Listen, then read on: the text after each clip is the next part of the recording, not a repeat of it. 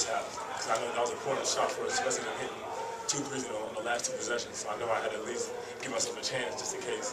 For either of you guys, given the way they came back on you in the second half, do you feel good that you were able to hold off and get a win, or are you guys frustrated with yourself that it got as close as it did?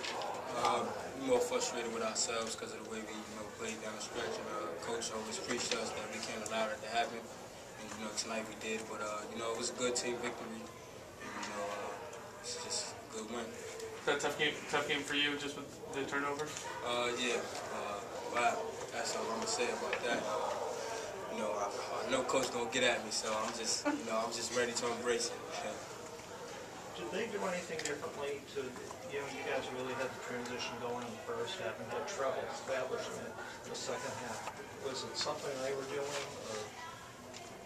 I just felt, me and the guys were just a little complacent with, the results from the first half, and we didn't come out with the same aggression as we did in the first half, and come out ready to play the second.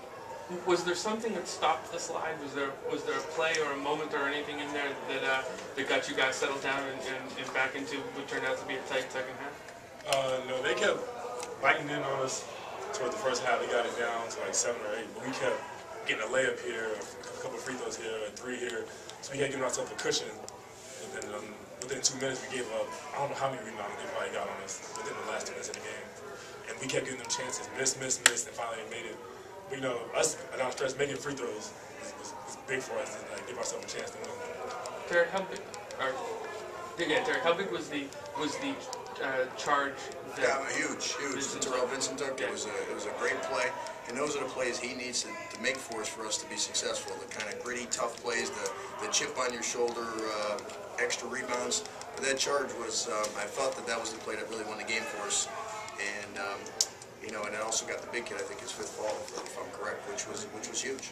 Caddy's performance defensively on him? Yeah, it's the second time he's done that as of recently, where he's a bigger body in there that can use his kind of weight, I should say, nothing else than really just standing there and be big. But he did a nice job of corralling Morrow a little bit and giving Sean a little bit of a breather. It's tougher for Sean because he's on the front of the press and he's trapping ball screens, and then we're asking him to go cover their best player in the post. He gets probably worn down a little bit or tired throughout the game, and it's nice to have another big body in there and Caddy who can come in and block some shots and just be big. You obviously want to get out to a great start in any game. Did you expect to be up by 22 that quickly in the first half against this team in their gym? Oh yeah, that was right in my game plan. No, I mean I've coached here, for many years. I was an assistant at George Mason, then I was at Memphis, and now I'm here, and I've always respected East Carolina, the crowd, the environment, and we've never come in here and really blown anybody away or felt like it was going to be easy win. I was really at halftime saying, man, this is going to be a nail biter. I already know, because I've seen them guys on tape. The last game they did the same thing they did to us. They just did it earlier against us and didn't wait so long.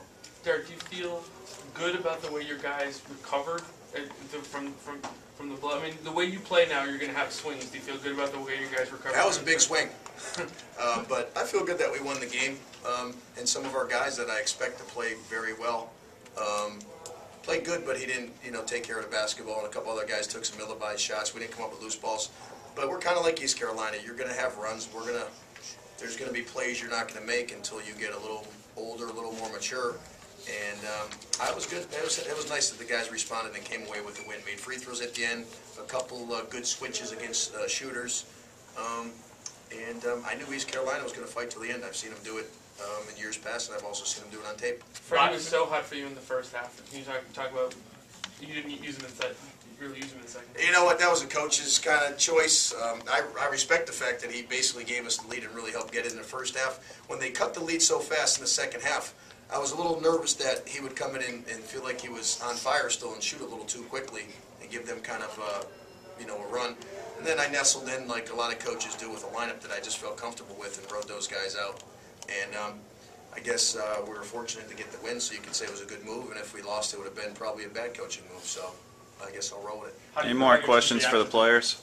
You guys need anything else? Anything else for the players? All right, you guys can get out here and go shop. How do you feel about your team's reaction to the crowd?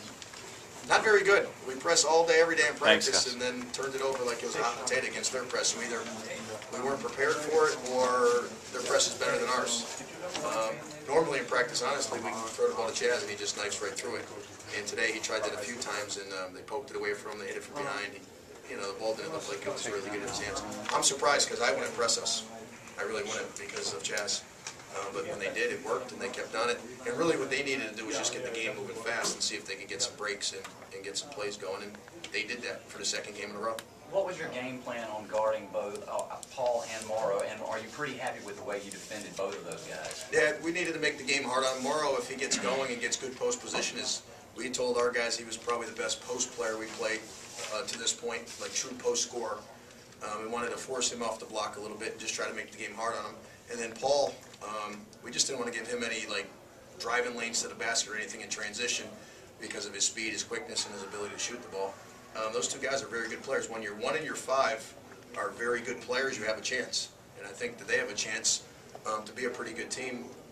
There's a few things just like us that they need to work out and figure out. Once they do that, they're going to be a good team in Conference USA.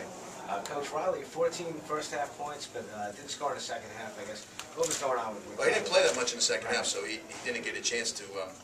I don't know. Like I said, I just kind of nestled into a lineup I felt comfortable with, and kind of went with those guys.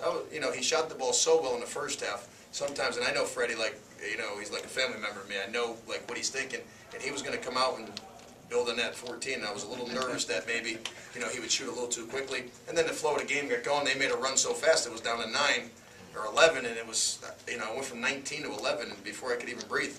And so Freddie's a good kid. He'll get on the charter flight home, be happy, go to class tomorrow, come to practice, and go with the flow. So thank you guys.